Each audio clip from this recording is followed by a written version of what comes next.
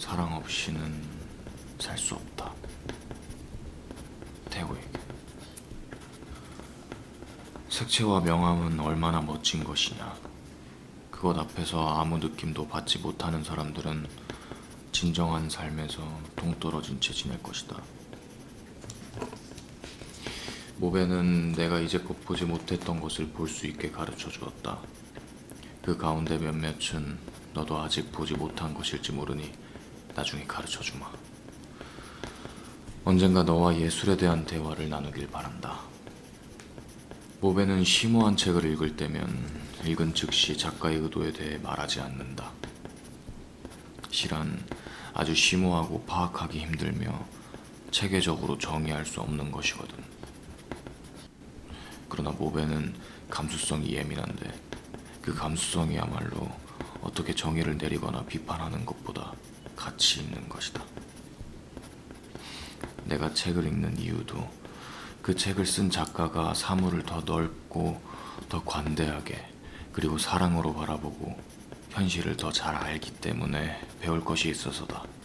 그러나 선과 악, 도덕과 부도덕에 대한 군소리에는 정말 관심이 없다. 싫든 좋든 도덕과 부도덕이라는 말은 나를 K에게로 되돌려 놓는다.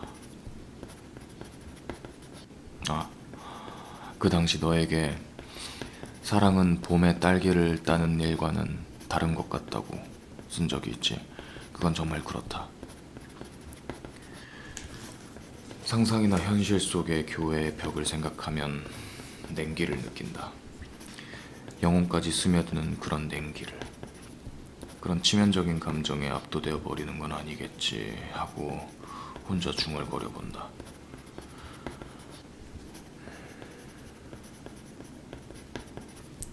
무언가 변화를 주기 위해서라도 여자와 함께 있었으면 좋겠다.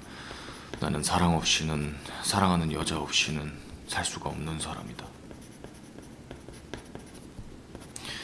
다른 누가 아니라 오직 그녀만을 원한다고 해놓고 이제 와서 다른 여자에게 가고 싶어 하는 건 비이성적이고 비논리적이지 않느냐고 혼자 따져보기도 한다. 이렇게 대답할 수밖에 없겠지. 뭐가 중요하지? 논리인가? 나 자신인가? 논리가 나를 위해 존재하는가? 내가 논리를 위해 존재하는가? 비합리적이고 분별 없는 내 성격의 어떤 이유도 의미도 없는 것일까? 옳든 그르든 선택의 여지가 없다. 그 빌어먹을 벽은 나에게 너무 차갑고 나는 여자가 필요하다. 나는 사랑 없이는 살 수 없고 살지 않을 것이고 살아서도 안 된다. 나는 열정을 가진 남자에 불과하고 그래서 여자가 있어야 한다. 그렇지 않으면 난 얼어붙든가 돌로 변하거나 할 것이다. 그림이 조금씩 나아지기 시작한 요즘 작업을 방치해둔 채 감상에 젖거나 낙담하지 말자고 다짐했다. 봄에 딸기를 먹는 일도 인생의 일부이긴 하지만 그건 1년 가운데 아주 짧은 순간에 불과하고 지금은 가야 할 길이 멀다. 1881년 12월 21일 버림받은 여자를 돌보는 일. 태호에게. 오늘 모베를 만나 아주 유감스러운 대화를 나누었다. 이제 그와는 만나지 않는 게 좋을 것 같다. 모베는 쫓아갈 수 없을 정도로 빨리 가버렸다. 내가 쫓아가길 원하지도 않는 것 같았다. 그와 이야기라도 나눌 겸 내 그림을 보러 오라고 했는데 다시는 자네를 보러 가지 않겠네. 다 끝났어 라고 딱 잘라 거절하더군. 모래 언덕에서 헤어지기 직전에 그가 자네는 타락했어 라고 했다. 나는 돌아서서 혼자 집까지 걸어왔다. 모베는 내가 나는 예술가입니다 라고 말한 것을 못마땅하게 여겼다. 그러나 나는 그 말을 취소할 마음은 없다.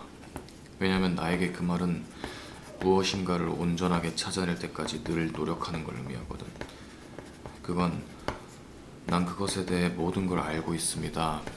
이미 그걸 찾아냈지요. 라는 이야기와는 정반대되는 말이다. 나에게는 그 말이 나는 무언가를 찾고 있고 아주 열중하고 있다는 걸 뜻한다. 태호야, 나도 귀가 있다. 누군가 넌 정말 타락했어 라고 말할 때 도대체 어떻게 해야 된단 말이냐. 나는 그냥 돌아서서 혼자 집까지 걸어왔다. 모베가 그 말을 미리 준비했을 거라는 생각이 들자 마음이 무거웠다.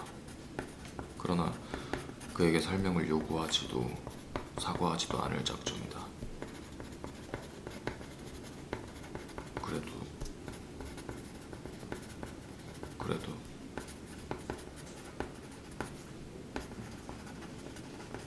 그래도 모베가 약간의 가책이라도 느끼기를 바란다. 나는 지금 어떤 일 때문에 의심받고 있다. 무언가를 숨기고 있다. 세상에 드러나서는 안 될 어떤 것을 비밀로 하고 있다.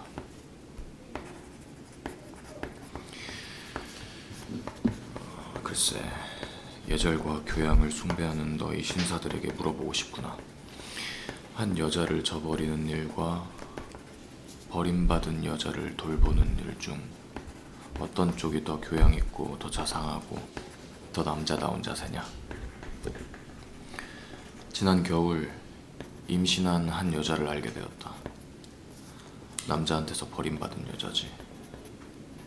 겨울에 길을 헤매고 있는 임신한 여자. 그녀는 빵을 먹고 있었다. 그걸 어떻게 얻었는지는 상상할 수 있겠지. 하루치 모델료를 다 지불하지는 못했지만 집세를 내주고 내 빵을 나누어 주어 그녀와 그녀의 아이를 배고픔과 추위에서 구할 수 있었다. 처음 그 여자를 만났을 때는 병색이 짙어 보여서 눈길이 갔다. 목욕을 시켜주고 여러모로 보살펴주자 그녀는 훨씬 더 건강해졌다. 그리고 그녀가 해산하게 될 산부인과 병원이 있는 레이덴까지 동행했다. 도대체 어떤 무능한 남자가 그런 짓을 할 수 있는지 궁금했다. 나는 내가 한 일을 아주 자연스럽게 생각했기에 혼자만 알고 있으려고 했다. 그녀는 포즈를 취하는 게 힘들었지만 조금씩 배우게 되었고 나는 좋은 모델을 가진 덕분에 대생에 진전이 있었다. 이제 그녀는 순하게 길들여진 비둘기처럼 나를 따른다.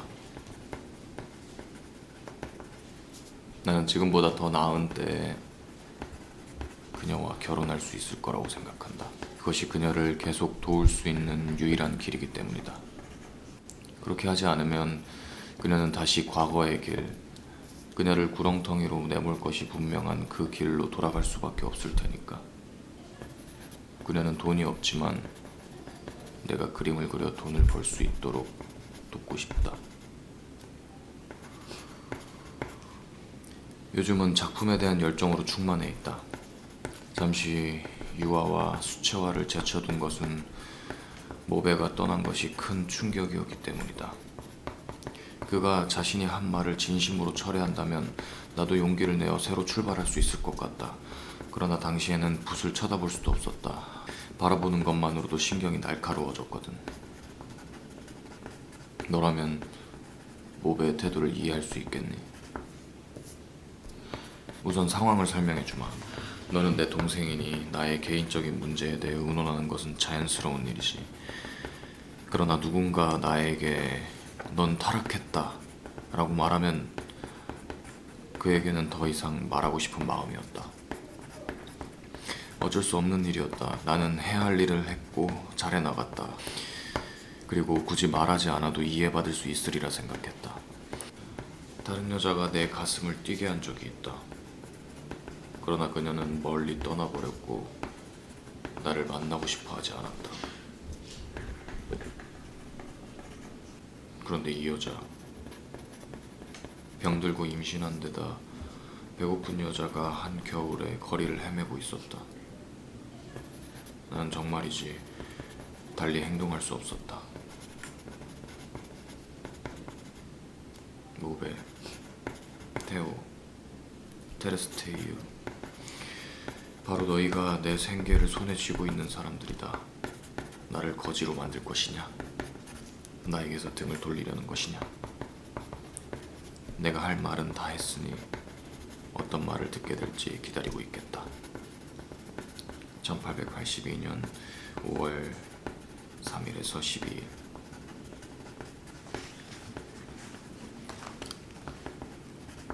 나의 야만성, 태우에게.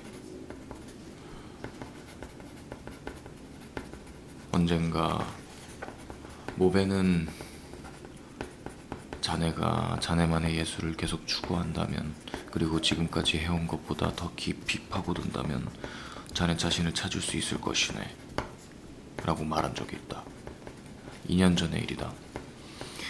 요즘 들어 그 말을 자주 생각한다. 결국 나는 나 자신을 찾았다.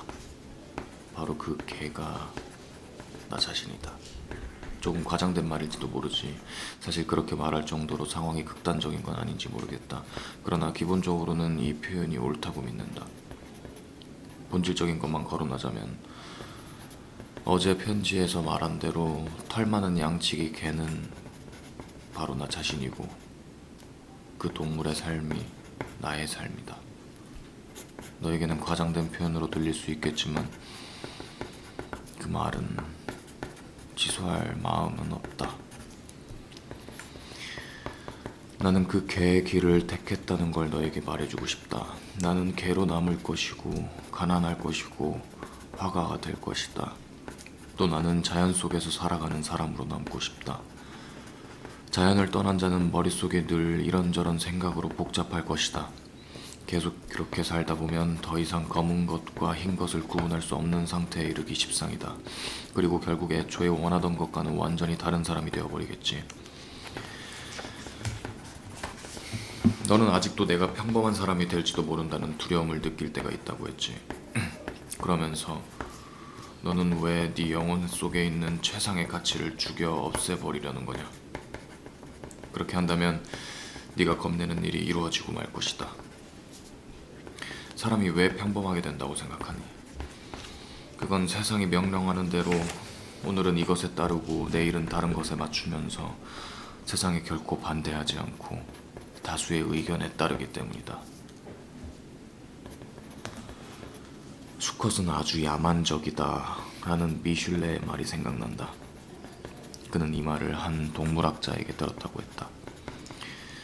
요즘 내 감정이 무척 격하다는 것을 알고 있고 그럴 수밖에 없는 이유가 있기 때문에 나 자신도 아주 야만적으로 보일 것이라는 사실을 당연하게 받아들인다. 물론 상대가 나보다 약한 경우에는 격한 감정을 가라앉히고 싸우지는 않을 것이다. 그러나 사회적으로 영적인 삶의 안내자라는 지위를 가진 사람과 원칙에 대해 논쟁하는 것은 있을 수 있는 일이고 결코 비열하지 않다. 같은 무기를 들고 싸우는 것이니까. 1883년 12월 17일.